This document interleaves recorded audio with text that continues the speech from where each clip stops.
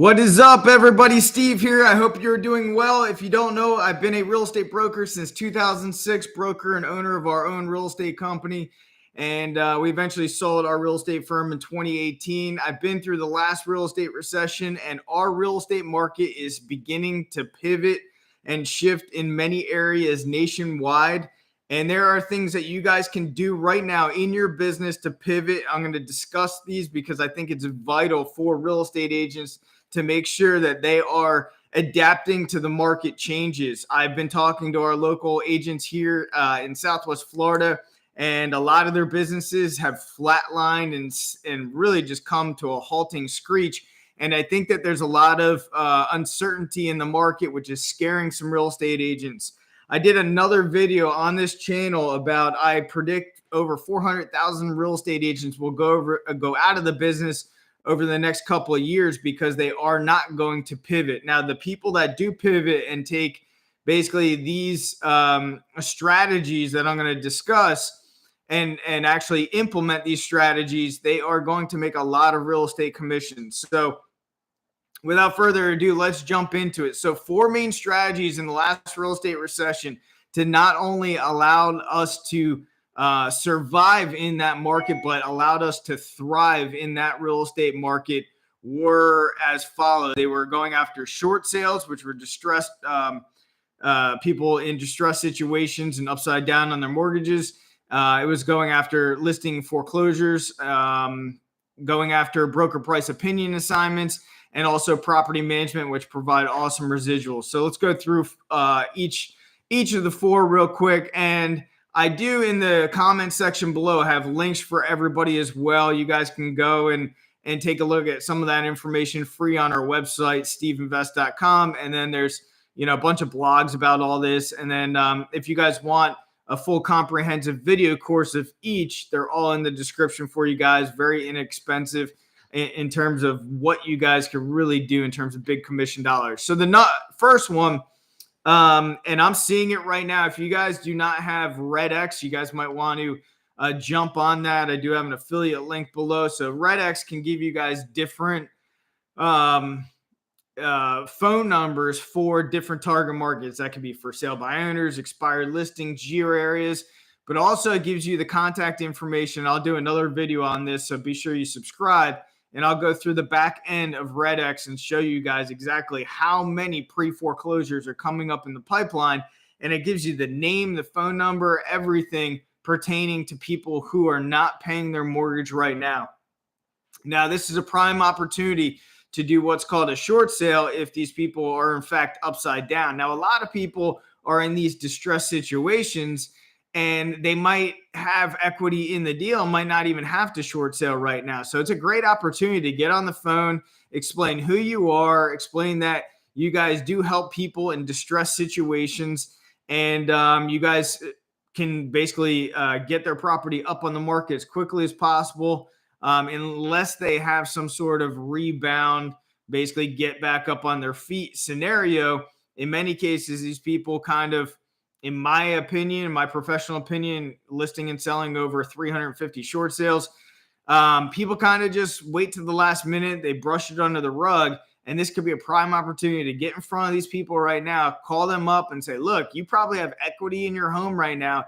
If you're unable to pay your mortgage now and in the future, right now might be the opportune time to get out of that property, get money in your pocket, and move out of that property and basically rebuild when the market corrects. So you guys can sit there and set up a game plan, a strategic game plan, because you can probably roll it out and show them what the other consequences are, whether that be a short sale or a foreclosure or a deed in lieu of foreclosure. So it's important to go after the distressed assets where people are not paying their mortgage. They are coming, and they're coming in droves, guys. So it's important that you guys take advantage of that market. The second is listing REO properties. There's been a huge backlog of foreclosures naturally going through the system because of the foreclosure moratorium. A big opportunity for agents to get in with asset managers. I do have a course on this as well. And again, I'm not trying to push you on any of the courses. I'm just saying that this is a way to make money in a down or pivoting market.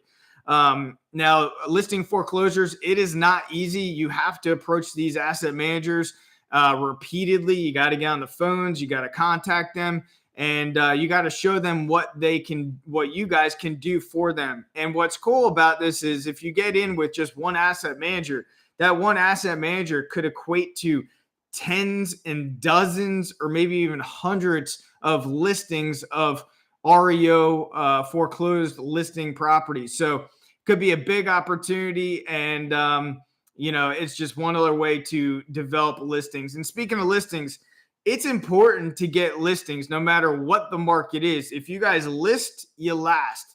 And working with buyers and being a buyer's agent, and that's primarily your business, I'm telling you, you get to be burnt out big time, and there's no leverage. When I list a bunch of real estate, I basically have the leverage. And there's been so many times, and I tell this story not to brag or anything like that, but there's been so many times, where I've been different islands in the Caribbean and everything else, and our real estate is still selling because I have buyer's agents on the ground, boots on the ground. I don't have to be in any local area to service my listings because I created a team around it. So if you have the listings, you guys have the leverage. You can travel. You can spend more time with your friends and family, and then you can create a team around that as well. So listings are where it's at. Spend 90% of your time going after listings, and you guys will be very, very successful in real estate.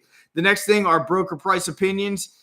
Basically, it's if you're not making any money right now in real estate or you're kind of struggling, broker price opinions are a way to basically get money coming in pretty quickly. And basically what you're doing is you're performing market analysis on properties for usually banking institutions.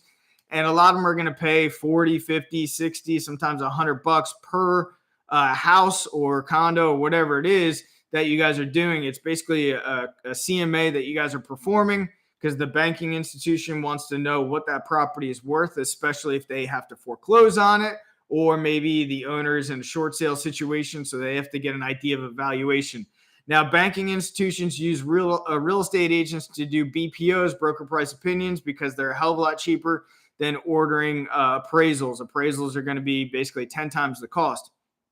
So that's why banking institutions will elect to move forward with the broker price opinions instead of appraisals. So I knew a handful of real estate agents that made thousands and thousands of dollars monthly just doing BPO, broker price assignments.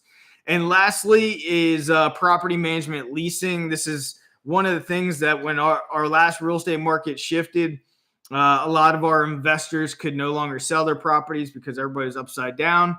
And we ended up listing those properties for lease because they didn't want to take the loss. And when we listed them for lease, what that did was it created residual income for us. So we would usually charge anywhere from 10 to 12% of the income. So if that property is renting out for $2,000 a month and you're charging 10%, you're getting $200 per month on that one property. And then if you multiply that out over 50 properties, you can make good residual income. Now, the benefits associated with it, besides that residual income that pays your bills, is a lot of those investors will reinvest and they'll buy more real estate as well, as long as you guys are providing good sound advice to them and providing good services. And then sometimes they'll even sell their properties. And I've done other videos where we've dealt with investors that sold their properties. And then we were able to 1031 exchange that profit into bigger properties, such as like small apartment complexes. And then had those under management for us as well. So, some investors went from a few condos, sold that, and then went into, a 20-unit apartment complex. So we went from 3 doors to 20 doors for our management professional services. And, it just created 2 commission sales.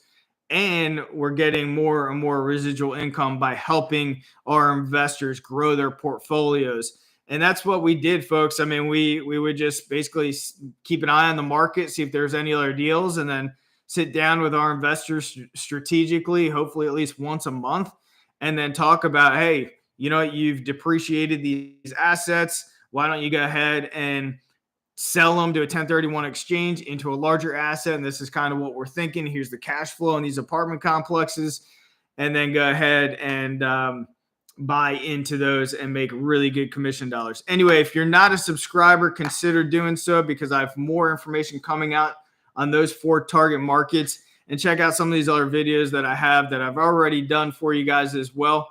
And thanks for being here.